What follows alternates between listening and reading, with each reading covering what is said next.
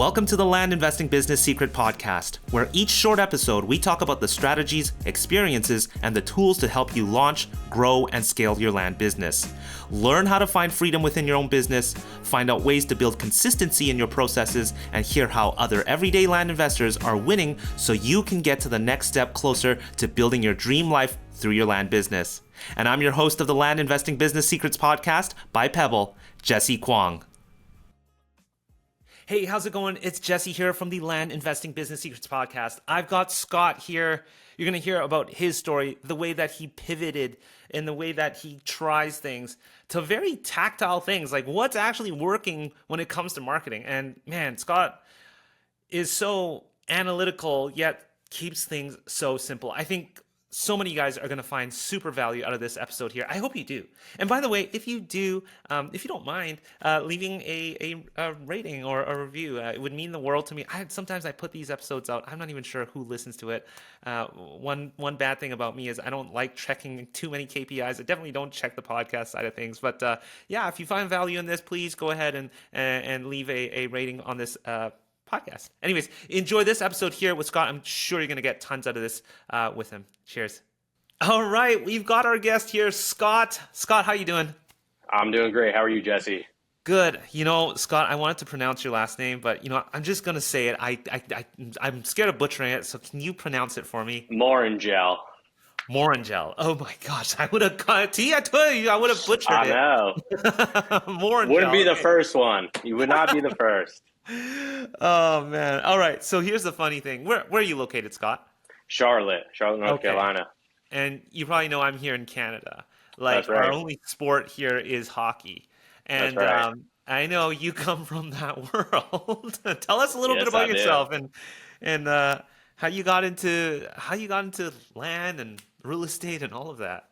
Yeah, so I mean, like the 5-minute synopsis for me is grew up in Jersey. Hockey was growing, coming up, you know, getting pretty gentrified up there. I mean, it was spreading from the Northeast all the way down. I mean, Boston was huge. I think the Devils growing up in Jersey, they started winning Stanley Cups in early 2000s. I'm like, this is great. Played my whole life, played in college, played professional, and then had a lot of concussions. I think I had 6 or 7, and I was getting married after my 3rd year playing pro. And I was like, I think my brain's fried and I don't want this to be my life. So long story short, I'm like, I got to pivot out and find something in the real world, and started with a sales job. Figured out that, you know, my dad was a salesman, a fantastic salesman. I love talking to people. I love selling something, selling the dreams, products, services. And I did that for a couple of years and then got a little bit burnt out. And so I always was passionate about real estate. I always wanted a way in. Didn't know how. I knew nothing about real estate, Jesse. I was the guy that was like, if I keep this job and I get like $20,000, $30,000 a year, maybe I can use it as a down payment and buy a single family. And so I did some simple math and I was like, I'm 25-ish. I'll work till I'm 50. I'll have 25 homes. I looked at amortization. I looked at the cash flow. I'm like, this is not the answer. And so I started, you know, going all over Bigger Pockets, YouTube, podcasts, this and that. Like I have a very addictive personality, and you'll probably learn that as we go here. And so I just binged everything. And I learned about like multifamily syndication. It was kind of up and coming. This is in 2018, 2019, and started learning about that. I'm like, wow, I can use other people's money, offer them something of value. They're not out there hunting for these bigger deals. You know, you can go buy 100 units. And I'm like, this is great. So paid for mentorship, just dove all in, kept the sales job, got my feet in it, rolling, started partnering with guys who were doing deals, started doing my own apartment deals, you know, as we were going. That's why I moved to Charlotte from New Jersey. You know, I was like, this is going to be the next market that we'll get into. That other stuff was in Texas. And so rode that wave for a while and realized that it's great, but you have to be pretty smart on timing market cycles. Where are cap rates? What's my going in cap rate? All the fun stuff that you need to know on basically when to time and exit, because it's a glorified flip, right? You're buying these for 5 or 7 years in theory because people want to know when their money is coming back to them. And so it's a glorified flip, and you're only as good as your last one. So it's a great business model. I love it. I'm still looking for stuff today in that space. I'm a tinker. I will always look for a deal. If it's a deal, I'm in business, like period, end of story. I just love it.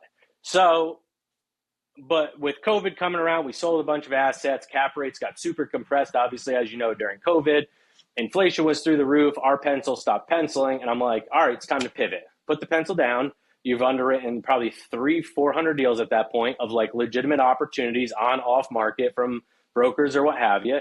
And I was like, the math doesn't work for my investors. When I have to underwrite, VIP parking spots and I can charge an extra 25 cents for laundry, it's like, if it don't work in here, it don't work. I can show you institutional spreadsheets. I can show you whatever you want. I can make whatever you want on paper look great. But I know how that thing has to operate, and it doesn't work out of a spreadsheet. So I was like, what's the next cool thing? So I'm the guy that went from, I guess, what people would want to call the top of like institutional grade investing right to the floor. Let's start wholesaling, baby. Let's talk to people. Let's see what's going on the ground level. I'm going from Z to A. Everybody wants to go A to Z. Started wholesaling houses. Great money, right? You're making whatever, 20K rips, 30K rips. I was flipping some, keeping some, for 6 months or a year, flipping out of those, you name it. I was kind of dabbling. Most of it, 90% was wholesale. And your typical script, again, I paid for a course. I learned how to do it real fast. I failed forward. And I was like, in my script of the cold calling, it's like, do you have any other homes or even land? And all of a sudden, I don't have any more houses, but I got a piece of land over here. I've never been to it. I don't know what it is. I'm like, great. Let me look at it. Let me talk to people who know land. So I started reaching out to people who I know doing land. By the end of my second year wholesaling, we were making more off of land than we were houses from profit, dollar of wise of doing deals, and the assignment fee was our average assignment fee for a land deal was $27,000. Okay. Our average for a house was low 20s. And I don't have to talk about the roof and the toilets and your last inspection and does it look like HGTV? And I'm a guy who, for the most part, if I can't run it from my laptop, I don't want a part of it. And that was one of the big bottlenecks with the housing, wholesaling those or flipping them, whatever. You have to micromanage. You have to be on top of it. Most of the time they want to meet belly to belly because it's meaningful to them. And with the land, they're like, dude, it's over there. If you want it for 40 grand, it's all yours. Like, I can go walk it. I can send buyers out there. I can get appraisals. I'm not an inconvenience to the seller, and they're less emotionally tied. So I shut down all the marketing for the houses and went straight for the land. And the land took off like wildfire. I mean, the houses were great too, but it's a lot less brain damage, right? I've been, out of all the deals I've done, over 100 deals, I've been to 2 pieces that I can remember. 2 pieces. One was because I was interested maybe on building on it myself in and around Charlotte. And the other one, the seller, he was a little bit more attached. And he's like, come meet me over there. I want to show you. It's got some quirks, whatever. I'm like, all right, no problem. Everything else is like, I'm never going to it. There's no need for me to go to it. What am I? I am an investor. I'm an idiot at the end of the day. Like, the dumber you are in business, the better. My philosophy is the more money you'll always make, right? I'm just going to leverage a local realtor. I'm going to leverage the appraisal guy. I'm going to leverage the county. If there's perk tests on file, like, I'm going to leverage everybody else and let them all do the work, pay some small fees depending on, what position that person fits in. And I'm just going to literally look at my email and see when they respond and act accordingly off of it. And so it's like the dream setup. So that's my longer than probably 5 minutes, but that's where I'm at today of doing all this. And it's branched off to other businesses. Like, we have a transactional funding company. We've partnered up with a mega company as well. I used to do it all in-house, all my own money. I was doing for the largest wholesale company in Charlotte because they got cracked down on. and they needed somebody that was reliable. So they just pushed everybody to us. So we were doing between 15 and 30 deals, transactional funding for, their front end side as like their referral. And I was doing it all in house, and I was like, this is time consuming. And I could have hired somebody for it, but I was like, forget it. I've got a network built. I partnered with another company. We've got 500 million sitting in a bank account, and it's like just for transactional funding. So not all my money, obviously, but just like, hey, here's another service. But it was like from networking, selling deals to builders who weren't actually builders who wanted to then flip it. And they're like, hey, do you do bridge? Do you do this? I'm like, no, we do transactional funding. And just like spread word of mouth of, talking to people. And so it branched off into another business. So those are like my big buckets right now. It's private equity on apartment, self-storage, you name it. If there's a deal, I'm listening. And wholesaling or keeping land for speculation, subdivides, more active investing, I guess, in some land opportunities, transactional funding. And then my life outside of that is fun, kids, wife, boat, riding my bike back and forth to work today and everything else. That's why I'm, soaked over here. It's like, tell me anybody else that's got, if you can design it as a laptop, I call it laptop lifestyle. I want that lifestyle. I'm not willing to trade lifestyle for more money. There's a place where in life you get to, you're like, if I don't, what else is money going to do? And if I'm not living a lavish, over crazy life, it's like, I don't need more money, but I do want my time. I want to be able to ride my bike back and forth. I want to be able to go golf whenever I want. I was just down in Florida for 3 weeks. And it was like, I would just work from down there. And it's like, it's fine. I don't, it's easy. So it's like, if I can't do it from a laptop, it's not my business. There's time and place. You have to do certain things in person, like in real estate, especially like if I'm going look at a bigger deal or, in private equity side or whatever, like there are things that you need to do, but 99% is from the computer. And so I like to party with those spots, like anything inside of it. I don't know. There'll be more ventures probably next time we call, but I'm looking to add some fun stuff. I love that.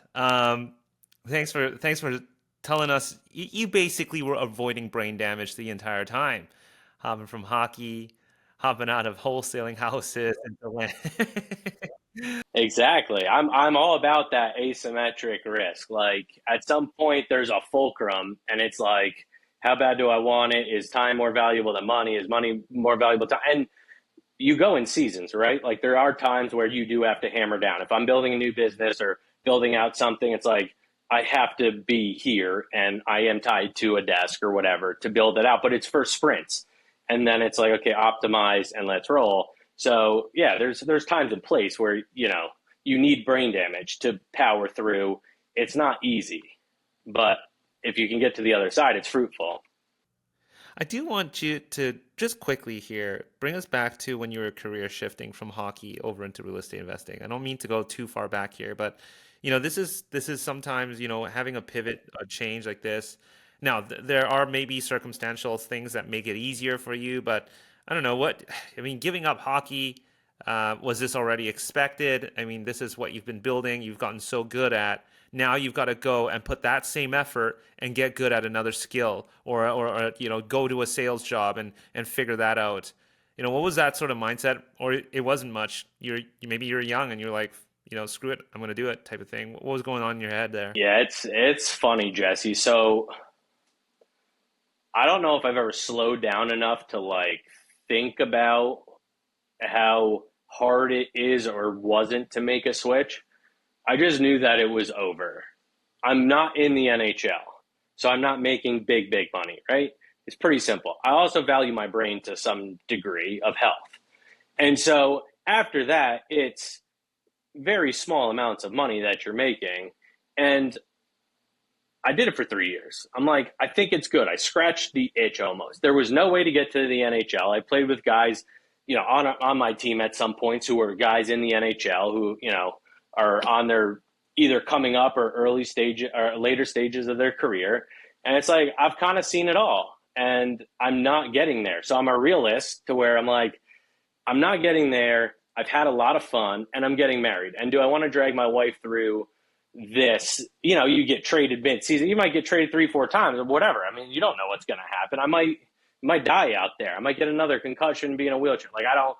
The risk was not worth like my desire if I had much left to continue to play. It's a grind.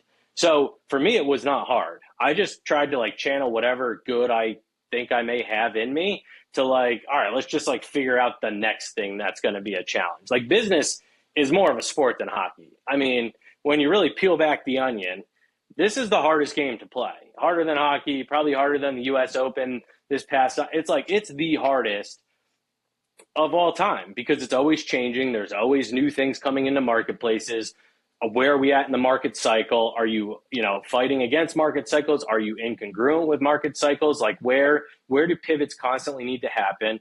And if I pivot, what's the risk of me breaking something versus like 50% more revenue or bottom line or whatever it is? And so we're playing a sport right now, whether people want to admit it or not, which is why a lot of people just fold and pack up shop and, go curl, under a rock. And they're like, dude, this is hard. It is hard. Like it's freaking really hard every day because you have to be intentional. You have to be proactive. You have to know your stuff. You have to track metrics. You have to have it together.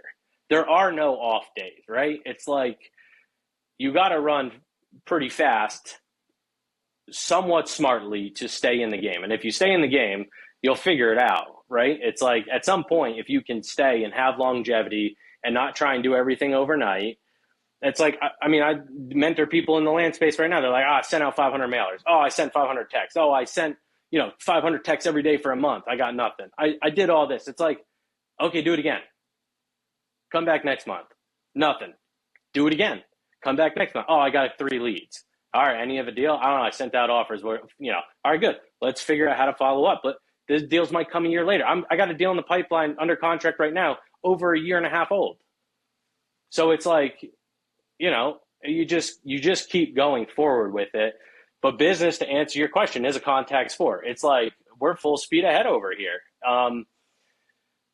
So yeah, I didn't have a problem. I know a lot of guys who do though. They suffer depression, anxiety. It's their self-worth is in the sport. Like, hey, I'm a hockey player, like, or I'm a whatever person. It's like, I don't know. I'm just a guy that happened to play hockey. Like, it's just part of a stage of my life. So Yeah.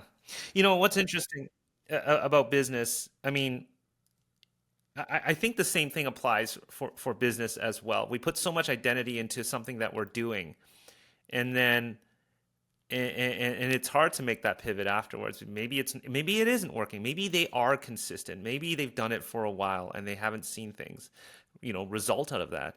And I think being consistent is one thing and really important, but also the ability to swallow your ego and reflect on what's actually working and pivot into a different opportunity if there is, or experiment.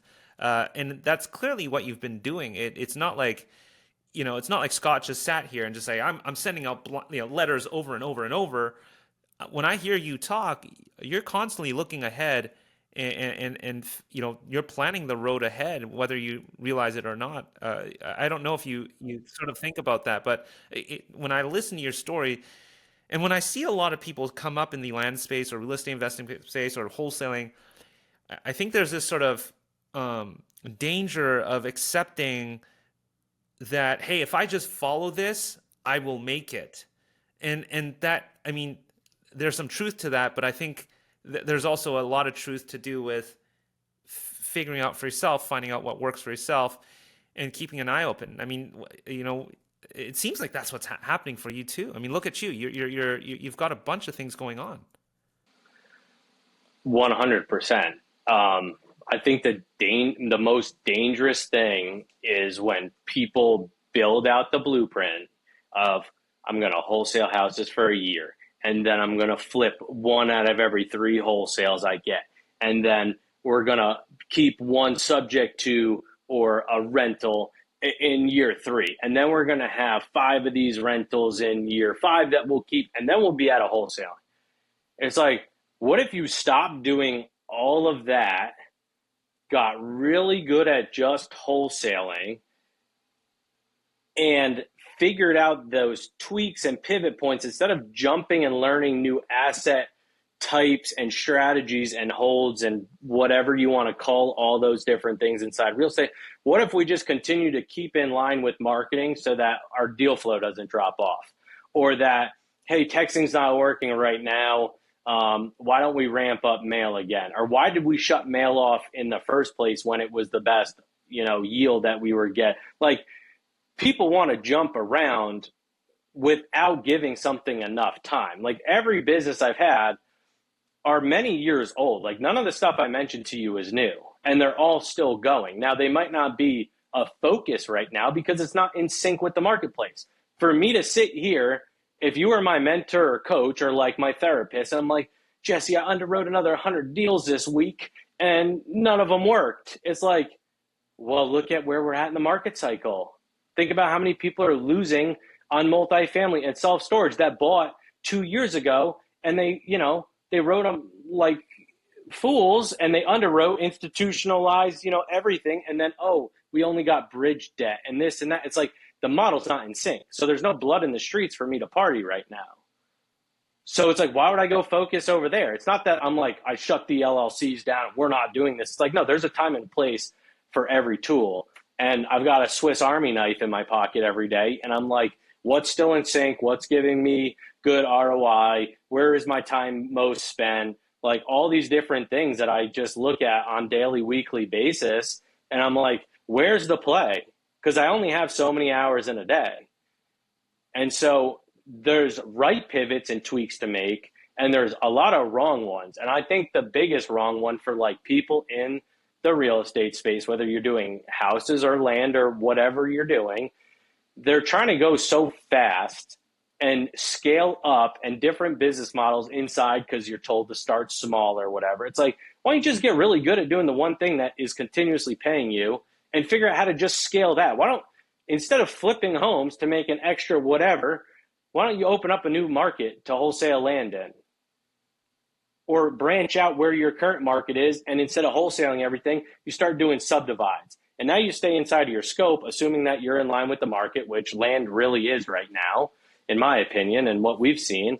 It's like there's small tweaks, but they're not like 180 turns that you're trying to make. It's like 2 to 3 degrees here, 2 to 3 degrees there, like optimizing inside of your ecosystem of stuff that falls, is working in synergy, and then cut the crap out. Like, we've tested almost every single marketing channel in land because it has to be done and you have to scratch the itch. But because something doesn't work, you don't need to stay with it. And don't ever shut off if you want to tweak and test. Never shut off the cow that you can milk every single day. If it's mail for you, if it's text, if it's whatever's working in your business, don't turn that off to be like, oh, everybody's talking about the PPC or PPL. It's like, no, instead of taking home more money, feel the pain in your pocket, dump it into PPC and PPL, realize that, okay, maybe it does work and it brings back, fruits of its labor, or maybe it's not for you and your business model and it's a waste of time. Like, you'll figure it out really fast, but don't shut off what makes you the money. All right, you hear it. Scott loves mailing. And this isn't the only form of marketing when it comes to real estate investing, when it comes to wholesaling or land flipping. But it is one that I think is going to continue to stay. When it comes to AI, when it comes to phone, we see the regulations get tighter and tighter. So if you are looking for a platform that keeps mailing super, super simple, but super personalized, like we're talking postcards with a satellite image of their property that points with a doodle and says, hey, is this your property, to sending out checks and whatnot, look no further. Head over to Pebble, rei.com. There are no minimums. That means you get the bulk discounted rate. How this works is we can agglomerate everybody's mailing and drive down the mailing rates. So I don't care if you're sending out one offer, one contract to 5,000 postcards with a satellite image that you customize on Canva, to, circling an area and blasting out neighbor letters we did in 25 seconds flat on the Wholesaling Inc. podcast. Anyways, if you want to learn more about tracking your marketing, tracking your properties, follow-ups, really the entire platform to streamline your real estate investing business, whether it comes to land or wholesaling or infill lots, whatever it is. Head over to pebblerei.com, book a demo with us today. Anyways, enjoy the rest of this episode here with Scott. Yeah, man, this is so tricky as we're talking about, because it's true. I mean, you fail forward quick, but then you also want to balance not to have that shiny ball syndrome too. And so like it's sometimes makes me think like what comes first, the chicken or the egg type of problem here. Oh yeah. And I don't know if there's any clear answer to that at all. I don't know if you have any thoughts on that, like, okay, well, yeah, I do, there are people in this space that are struggling and they're trying to make it work, but it's not working.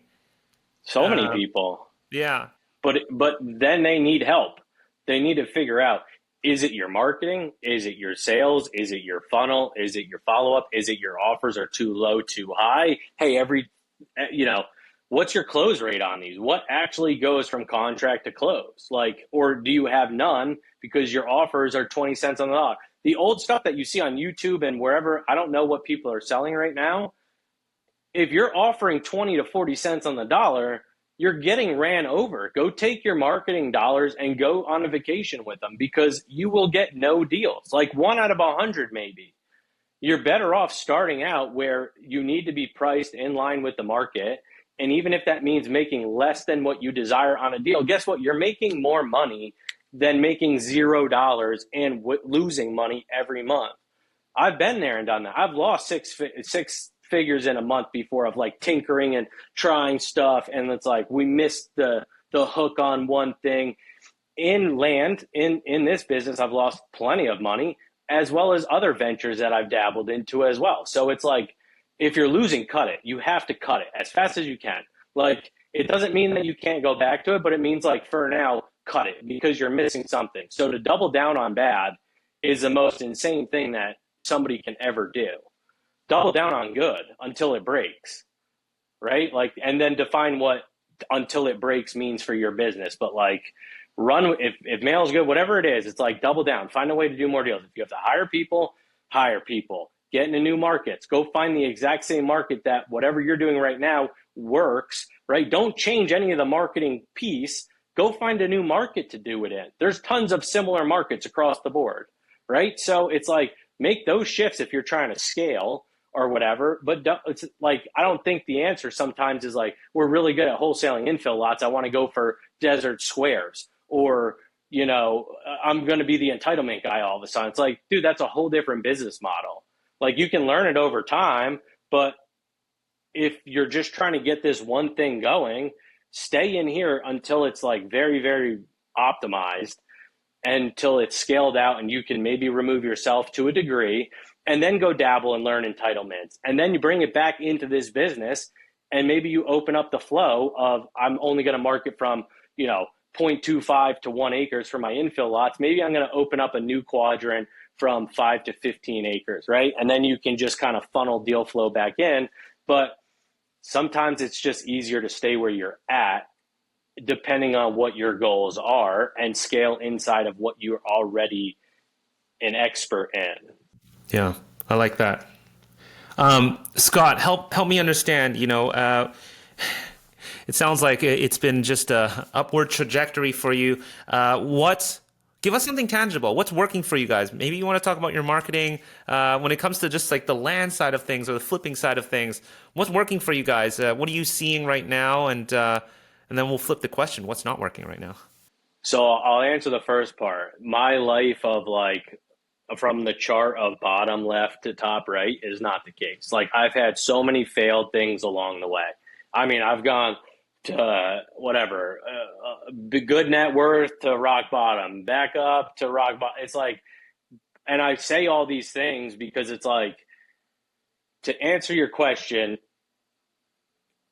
the faster people can learn to cut the stuff that they're either not good at or they're losing money at, the faster you can get back on either the right horse or a new horse that is right for you. And I've learned that the hard way, of like hanging on to something that I'm either really passionate about or like, I won't do that again, I figured it out. etc. It is not up and to the right. My life has been to hell and back all the time. So I've got a lot of good things in there, but I've got a lot of other stuff that people like cut the crap. Like if it don't work, cut it. But from like getting tactile on land right now, what is doing deals right now? My whole business is infill lots. It's always been infill lots. I do not go, and again, this is like back to the start of this, get really clear on what you're trying to achieve. Like I know everything about an infill lot. I know what to look for. I have a perfect due diligence checklist. I know the questions to ask when I talk to a seller on the phone. I know everything about what smells like a good infill deal. I know how to price the ones that are better, that I know I can squeeze buyers for more or hold on to that are going to appreciate. I know everything about an infill lot. So it's like, why would I go do recreational land? Even though there's people making millions of dollars doing recreational, why am I going to go over there? But what is getting me infill lots right now? Mail is best for us, but it's also aligns with how I like to live my life, right? So like every piece of mail that goes out is a worker. Instead of having people in my office over here cold calling 24/7, if I have Americans over here that we're not cheap, like we like to live nice. So okay, if they're here, they cost me a lot, and then it costs me a ton for day. And there's deals. I've done deals in every single marketing channel. The one that's always the easiest, most tried and true, the one that you can't really break if you want to, from like a structure and like knowing things are going out and working on time and like all that fun stuff, it's mail. It's very, very simple. I think where people get broken is like they hire these offshore cold calling companies, which are great. And they're great people that work there. And I have nothing against it. But if you're going to do that and you're not getting deals from them, what do they sound like on the phone? Are they even following the script that you give them? What's the follow-up look like? How long does it take them to push that lead to your CRM? All these things, it's like maybe they are really good cold callers, but there's a missing link somewhere else. So I've figured like my ideal like land business is like if I can just do 90 to 99% mail, it's always going to have like my phone ringing because it just works. And I think the free nugget for like anybody that will listen to this today, it's June 19th, 2025. There's so many shiny objects, especially now more than ever with AI out there, right? Okay. And I'm not the tech guy, but all these AI and all these people selling marketing channels, right? So you've got You've got texting, cold calling, PPC, PPL. There's RVMs if people are dabbling there, right? Okay, yes, I make the same face. Okay, if I've never done those, so that's one we've never touched because, okay, so like, and they probably work, but you've got those, and then you've got all these new AI cold callers for you that they call 2,000 people in an hour, great, and then there's probably 10 or more. I count on my toes too if you want. So I mention all this because there's maybe 20 different ways to like acquire a deal on top of traditional billboards, TV, radio, all that fun stuff, right? There's so much stuff out there that people want to go after because they think they're going to get deals faster, it's easier, whatever. I think that the golden nugget here is mail will drop off tremendously from operators. And you probably have data on your end to see that maybe, and they keep you as a CRM. But the silver lining is this. For the people that mail, if a seller gets 50 postcards, door hangers, letters to whatever degree, just mail, period. If they get 50 in a month, my thesis is in the next probably 12 to 24 months, and maybe just permanently moving forward, that instead of getting 50, they may get 12. Or they may get 6 or whatever. I think that the big boys will stay in there because they break out, their marketing campaigns and we got to be everywhere to test. But the small operators who make up probably the meat of like the activity and just noise in the marketplace, they're like, oh, mail's so expensive, I'll just text some people. And then they shut the mail off and they go text people. So I think what is going to work even better moving forward is mail, because I got a phone, you got a phone, right? I go on here, and if somebody texts me about one of my properties or they call me about a property that I have or I'm selling or whatever, The likelihood of somebody who's in their 30s, and I'm tech savvy, even though I don't do tech, like from saving a phone number, I'm tech savvy, right? I'm not even saving their phone number half the time. So do you think a 50, 60, 70, whatever 80-year-old that most of this inventory gets flipped over from is like saving all this, the phone calls, the voicemails, the text message, all like an RVM that, hey, their inbox is clogged and all this other stuff? It's like, no, but I know for a fact that they hang on to a piece of mail. They're like, yeah, we were just getting back to this. I hang on to mail. So that's my nugget, dude. I'm like, I really think that if people can just like embrace the suck, embrace the fact that like you're not going to get a lot of calls. It depends if you're doing, depends on what you do, right? If it's neutral, you're going to get more calls. If you're doing blinds, you're not going to get many calls. But if you can embrace like the quiet spot, the awkward silence of like from send to deals coming in, if you're new, it's going to be like the golden goose that keeps the lights on for a lot of people. But they have to have some spend behind them. That's a reality. It's like people want to get into this business and like go on GIS and click on something, go to Ben Verified, click on the name, hope the phone number is right, and they do it like 10 times like, oh, I'm going to get a deal for 40K. It's like, good luck. You might find one, but you'll do one deal a year. It's like, all right, I'd be a greeter at Walmart who I could put smile on people's faces and make way more than 20 grand a year doing that and like make an impact in a different way instead of like one person alleviating that. So that's my nugget. I think that mail, it works. It doesn't work the same way it used to, but I still believe and know for a fact that it is the best bang for your buck and the easiest way to not break something in your business. Um, Quickly here, Scott, are you doing blind offers or are you sending a neutral to get them on the phone first? Both. Depends on the market. So, okay, if you're entering, if I'm in a market like I live in Charlotte, right? So Mecklenburg County here, I can send blind offers here all day, every day, because I know exactly what the stuff needs to be priced at, what's moving. Okay, but if I'm going into, I don't know, wherever, say, I don't know, a Louisiana, a market there, I don't know anything other than like a quick Zillow check and everything else under the sun. I can, if I'm not doing big acreage, which I don't, right? So if you're doing big acreage, I think very fast you can just send blind offers, right? Because you can price per square foot super fast, right? Like you can find your ranges 1 to 5, 5 to 10, 10 to 15, etc. You can get there really fast and just rip blind offers.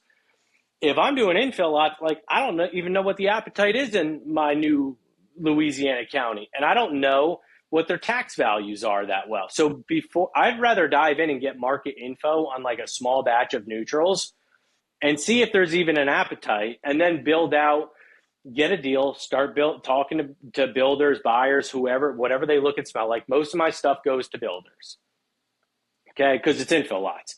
But I can start talking to the builders there. They're like, dude, we can't get it. Like we're building like crazy. We can't get enough. And it's like, we will buy everything for between 32 and 47,000. If they're this city water, city sewer, it's like, okay, I got information. And what he told me was the same as 5 other builders who's going to buy probably 60 to 75% of my inventory. I know where to price a blind offer depending on how much I want to make. Now, if I'm a greedy person and that market average price point doesn't support the fees that I want to make, then I've got to do one of two things: blow out of that market because I don't want to do more deals for less money, more headaches, more all that, or be okay making a little bit less, but like crush it in the market. So I've got markets right now where they're the $27,000 ripper still. I've got markets that are closer to 5. I've got markets that are closer to 15. There's no way for me to change a market in Florida that I'm in, that there's no way based on the price point of acquisition for me to get a piece of land for free or for like $2,000. Like it's not going to happen. And it's like, so you have to know what the heck you're doing based on like, are these blinds to start? Are they like, you have to know your stuff in that sense. So I do both, is to answer your question. Man, Scott, you've got a lot. Like your hand, I feel like your hands is in everything. You're a busy guy, and I'd love to.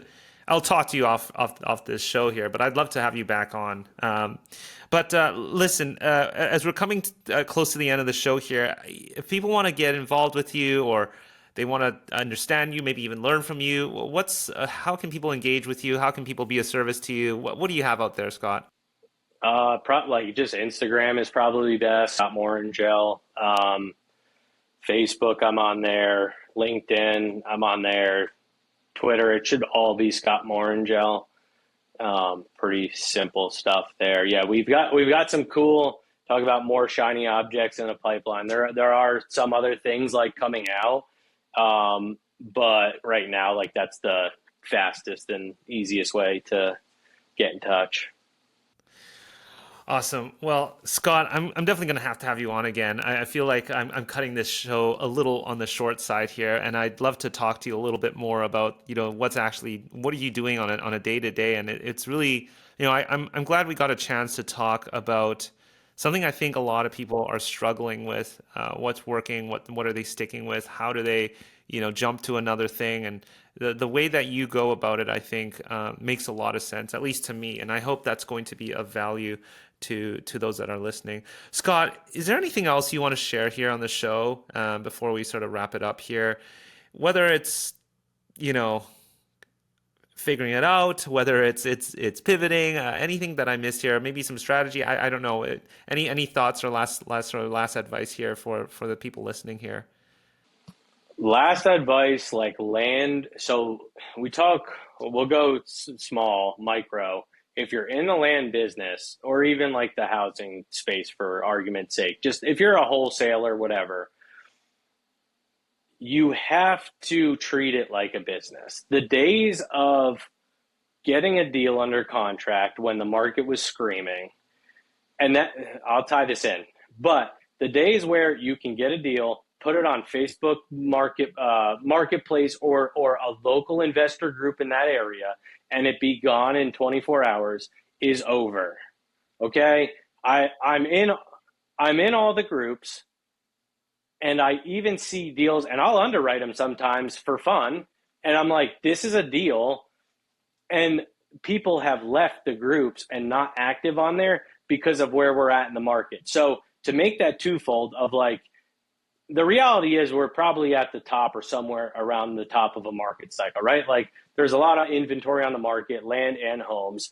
Interest rates are high, perceived value wise for people. So there's a lot of stagflation, stagnant inventory. There's just not a lot of transactions happening. So if you're in this business and you're struggling and you can get deals under contract, you're good at sales, you have your systems figured out, you've got to find a way to pivot the back end to do the work.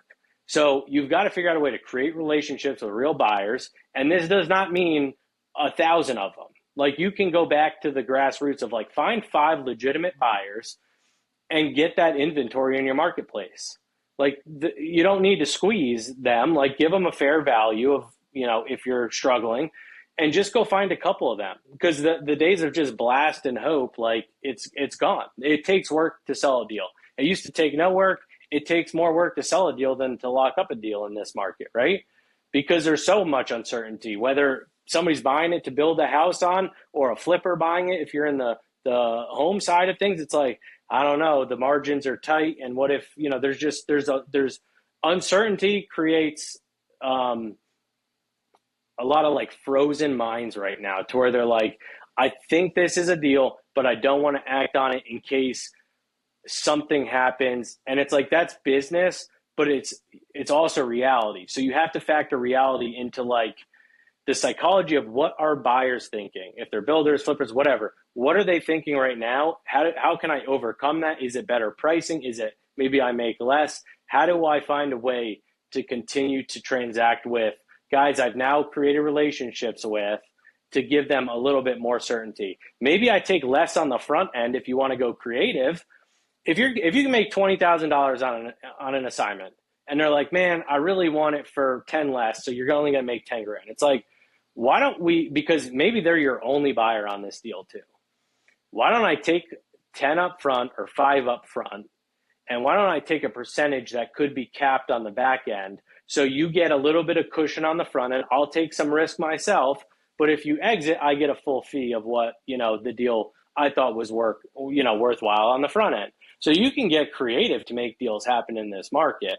And that's why relationships with these buyers matter so much, because if you just call up some guy, it's like, yo, I got a deal. You want it? Yeah, send me your email. I'll shoot it over. And then it's like, they don't know you from Adam. Like, they're never going to go creative with you. But if you do deals with them and you get you talk to them like a human, it's like, wow, yeah, maybe I would be open to that. I'll de-risk on the front end because I could get the property for cheaper. I'll give you some upside if the market doesn't change. If the market gets worse, I still made some money. So you got to get creative. I love those types of deals. And I can tell that's sort of a pattern that you have, getting creative, reinventing. It sounds like things are always changing with what's going on. It's always changing. Isn't that the world we live in, though? It's but it's changing inside the scopes now that I'm proficient in to a degree, right? So it's not like I didn't take that same deal and give you an analogy or suggest the fact of I'm going to go build a house on there because I want the 20K. And so if I build, I can get 35 or 55 or whatever it is. It's no, just stick so I can keep getting deals going in my pipeline and transact. I don't need to go build a house for 9 months. It's find a way to do what you're doing, just pivot, get creative. I don't need to go learn how to build a house. It would be a waste of time. Take more of a focus. I make more locking up 3 more deals than building that house, right? So it's you got to stay somewhat focused but creative inside of what you could be good at or already good at. Yeah. Scott, thank you so much for coming on the show and just dumping us with stuff up. For those of you guys that are listening, I'm sure you're going to have to re-listen to this, the amount of stuff that Scott dropped on this show here. Scott, thanks again for coming on to the podcast. Yeah, man, Jesse. I'm glad to be on. Hopefully provide a little bit of value for your listeners. Absolutely. Listen, we'll have you on again. Thanks so much. Sounds good. Thanks, Jesse.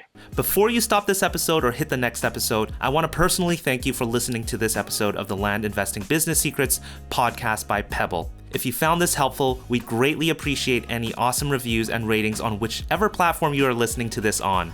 And if you have 2 minutes and wanted to step it up even more and help others, feel free to share this in other Facebook groups or pages or any communities, giving others a heads up of the Land Investing Business Secrets podcast or the specific episode that may help them on their land investing journey. Once again, thanks so much for listening and catch you on our next episode.